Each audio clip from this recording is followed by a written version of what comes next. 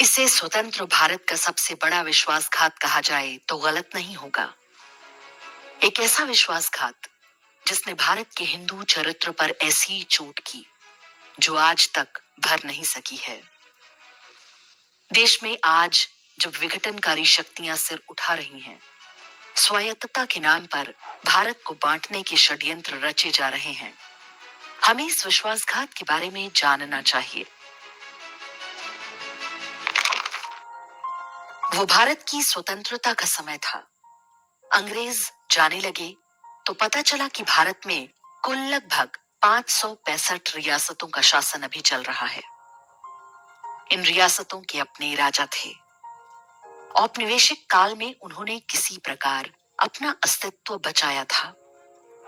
जब तक संभव हुआ उन्होंने संघर्ष किया। जब नहीं हो सका तो अधीनता स्वीकार करके अपने राज्य के हितों और सम्मान को सुरक्षित करने का यथासंभव प्रयास किया। 565 में से सबसे अधिक लगभग 220 रियासतें राजपूत राजाओं की थीं। उनके बाद मराठा, जाट, सिख और मुस्लिम राजाओं की संख्या आती है। ऐसी रियासतों की भी अच्छी खासी संख्या थी जहां उन जातियों का शासन था जो आज स्वयं को दलित, शोषित या पिछड़ा बताने की होड़ में हैं। लगभग सभी हिंदू जातियों के राजा भारतीय संघ में विलय के लिए सहमत थे। हालांकि गांधी नेहरू की नीतियों के कारण उनके मन में कुछ संदेह अवश्य थे। इसलिए सभी राजा अपने धर्म, संस्कृति, परंपराओं और प्रजा के आर्थिक हितों के संरक्षण का आश्वासन चाहते थे। सीमावर्ती पश्चिमी रियासतों का सारा व्यापार कराची बंदरगाह से होता था। जिन्ना उन्हें पाकिस्तान में खींचने के लिए तरह तरह के प्रलोभन दे रहा था, लेकिन जनता के दबाव में अंततः ये सभी भारत में शामिल हुए। त्रिपुरा की महारानी कंचन प्रभा देवी ने इस शर्त पर अपने राज्य का विलय किया था कि भारत सरकार माता त्रिपुरेश्वरी मंदिर की सदियों से चली आ रही परंपरा से कोई छेड़छाड़ नहीं करेगी। इस मंदिर के साथ बाद में जो कुछ हुआ जानकर आपके लिए विश्वास करना कठिन होगा। इस वीडियो में आगे हम उस बारे में बताएंगे। भारत सरकार ने राजघरानों से वादा किया कि उन्हें एक तय राशि हर महीने दी जाएगी ताकि वे अपने दैनिक खर्चों का वहन कर सकें। इसे प्रिवी पर्स कहा जाता है। उस जमाने में ये राशि 5,000 रुपए से लेकर कुछ लाख रुपए तक हुआ करती थी। सरदार पटेल की मृत्यु के आधे दशक के भीतर ही पहला विश्वासघात कर दिया गया। प्रधानमंत्री जवाहरलाल नेहरू ने लाइसेंस परमिट कोटा की व्यवस्था लागू करके रियासतों की पूरी अर्थव्यवस्था को नष्ट कर दिया। इस एक निर्णय से रियासतों के प्रमुख व्यापारिक केंद्र बर्बाद हो गए। हजारों व्यापारी दिवालिया हो गए। उन पर आश्रित लाखों लोग बेरोजगार हो गए। इतना ही नहीं, उन व्यापारिक केंद्रों के आसपास चलने वाले हजारों पारंपरिक गृह और कुटीर उद्योग भी चौपट हो गए। देश भर में फैली रियासतों और उनके बिजनेस सेंटर्स का स्थान अब बॉम्बे, मद्रास, कलकत्ता और दिल्ली में बैठे पूंजीपतियों ने ले लिया। केवल संयोग नहीं कि ये सभी कांग्रेस पार्टी के कृपा पात्र थे। कार बनाना है तो केवल बिरला की हिंदुस्तान मोटर्स ही बनाएगी। स्कूटर बनाना है तो केवल बजाज को ही लाइसेंस मिलेगा। स्वतंत्रता के एक दशक के अंदर लगभग हर बड़ा उद्योग किसी एक पूंजीपति के हवाले किया जा चुका था। जो बाकी बचा वो सब सरकार खुद ही चलाने लगी। इस व्यवस्था ने बड़े पैमाने पर भ्रष्टाचार को जन्म दिया। कभी आर्थिक रूप से समृद्ध रही रियासतों के भी हजारों युवाओं को नौकरी के लिए कलकत्ता, बंबई, मद्रास और दिल्ली जाने को विवश होना पड़ा। ये कहानी लगभग सभी रियासतों की थी। विलय समझौते के बदले आर्थिक हितों को सुरक्षित रखने का जो प्रण भारत सरकार ने किया था, उसे एक दशक के अंदर तोड़ दिया। दिल्ली की सरकार ने रियासतों की राजधानियों और अन्य प्रमुख व्यापारिक नगरों को मृत गांवों में बदल दिया।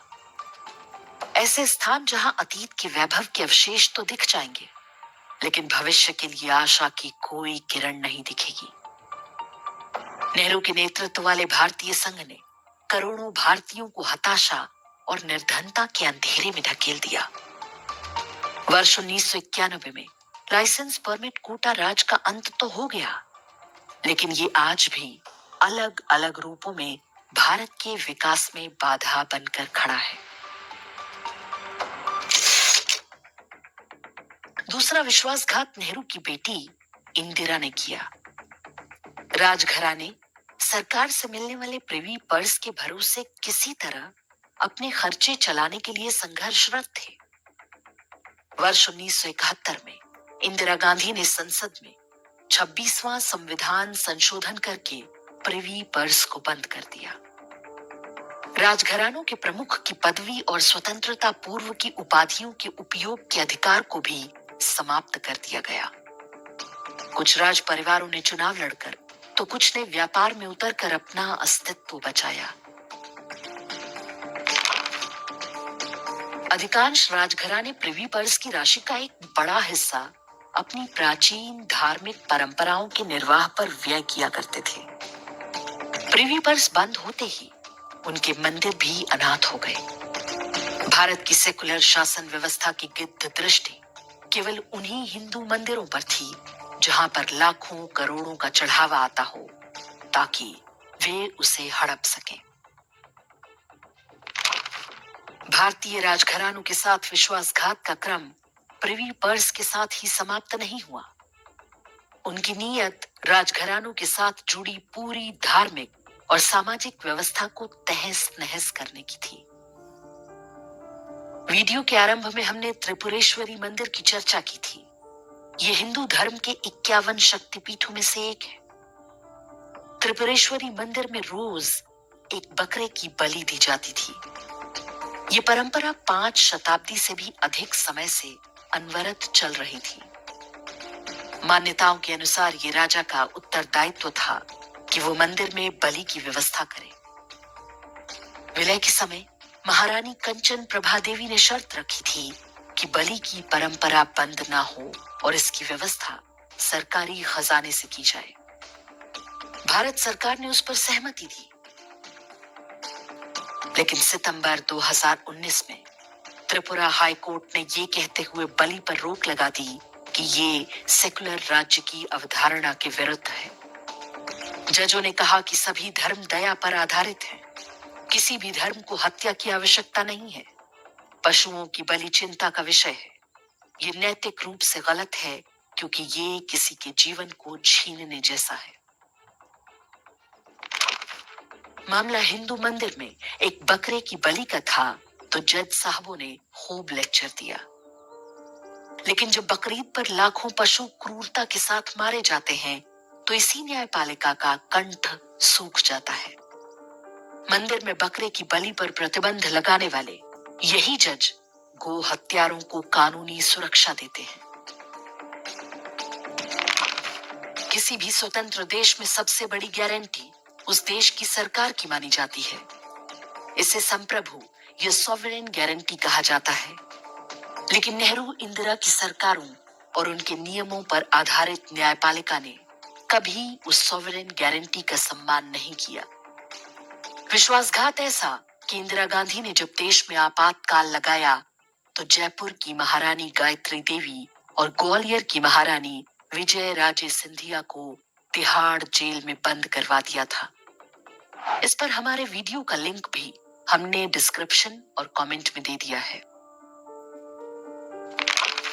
यहाँ एक और बात ध्यान देने की है। 60, 70 और 80 के दशक में जब ये सब हो रहा था, उन्हीं दिनों ढेरों फिल्में बनाई गईं, जिनमें रियासत के राजाओं को अय्याश, शराबी और बलात्कारी के रूप में दिखाया जाता था। इसी प्रकार मंदिरों के पुजारियों और पारंपरिक व्यापारियों का भी चित्रण किया गया। बॉलीवुड के कांग्रेसी, वामपंथी, जिहादी तंत्र ने बहुत योजनाबद्ध तरीके से लोगों के मन मस्तिष्क में उस सामाजिक व्यवस्था के प्रति दुराग्रह भर दिया जो मात्र कुछ दशक पहले तक उनके हित में काम कर रही थी। तो आज जब उसी नेहरू गांधी परिवार की पार्टी कांग्रेस वक्फ बोर्ड के समर्थन में मजबूती से खड़ी है, तो मन में कई प्रश्न उठते हैं। यदि बाबर, अकबर और औरंगजेब द्वारा वक्फ की गई भूमि को वैध माना जा रहा है, तो क्या होगा यदि भारतीय राजाओं ने अपनी रियासतों पर दावा ठोक दिया?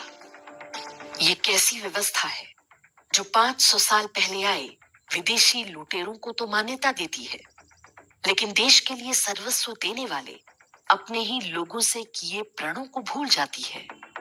दोस्तों, इस वीडियो में दी हुई जानकारी आपको कैसी लगी कमेंट में ज़रूर बताना। चैनल को सब्सक्राइब करना, लाइक करना। मिलते हैं अगले वीडियो में, तब तक के लिए धन्यवाद। नमस्कार, जय हिंद।